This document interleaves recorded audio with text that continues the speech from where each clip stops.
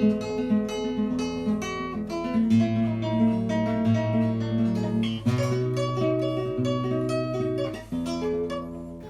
guess to answer that question, we really have to start at the more fundamental level of what macroeconomics is about. It's about time. It's about time. It's also about a high level of aggregation. We're trying to treat regularities in the macroeconomy as the outcome of small number of decisions that are taken in a similar way by many, many agents. And one of the most important things that agents have in common is that they have to consider that the acts of consumption and investment have implications for what these agents can do in the future. Okay, so if you spend a lot of money on a car today, you're going to have to pay back a loan over the next few years if you want to keep the car, otherwise the bank will take the car away from you. This is just an expression of what we economists call an intertemporal budget constraint. And this is independent of whether people are rational or not.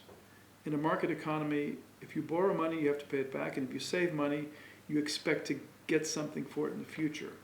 This is a very, very deep and often misunderstood point. So we need to divorce the question of whether people are rational from the question of whether budget constraints are important or not. And economists do lots of things. One of the things we do is look at budget constraints. Okay, so the finance minister of a country is a very sort of strict guy, or a woman who's really careful about making sure all the pennies are accounted for. And this is just a reflection of that, of what individual families also have to do at some point. Okay, so a government can borrow money today, but eventually it's going to have to pay it back. And we've seen that in a lot of countries in Europe in the past 10 to 15 years. And countries that save a lot, in some sense, would be pretty stupid if they didn't actually spend it at some point. So it doesn't make sense to reduce the debt level to zero if you're not going to do something with the money. It seems to me like a country like Norway with a fund of 800 billion euros would be not very intelligent if it didn't have some reason for doing that. And obviously Norway is doing that because it's getting ready for the day when all the oil runs out and the people still want to have consumption at their previous levels. So this notion of a budget constraint is defining this trade-off between present and future, and the interest rate is an integral part of that budget constraint. And interest rates tend to be positive. People usually lend money only if they get something in return, and that means if the interest rate is expected to be positive and is positive in fact, then we'd expect people to consider very carefully whether they want to borrow money or lend money.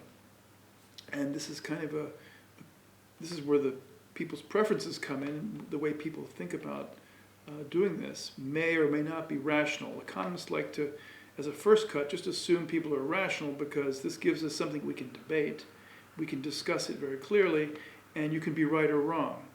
If you're irrational, there's no real good definition of what right or wrong is. Just kind of your own personal definition. And even those who like to look at behavior in economics are kind of restricted by consistency conditions. I mean, humans tend to be consistent even if they're not always rational. So this is just a way of applying some discipline on the way we think about things. And one of those concepts that we like to think about is opportunity cost. And opportunity cost simply means, what is my best alternative? Okay, so even if you think people are irrational, people consider alternatives. Economics is all about choice. Okay, so if I want to buy an apartment, that's one option. The alternative would be to rent an apartment, or another alternative might be to move away to some other place. So the opportunity cost in a literal sense is literally considering your options that you have as alternatives to the one you're considering. So if you have money, for example, if your grandmother left you several thousand euros, you might consider buying an apartment. The alternative would be to put that money in the bank. Okay, so another alternative might be to put it in some investment vehicle. So the question is, if I take one of those decisions, what could I have done as an alternative? So this is a useful concept for us. Not just for consumption decisions, but especially for investment decisions. A firm sitting on a large amount of cash might consider investing in a factory.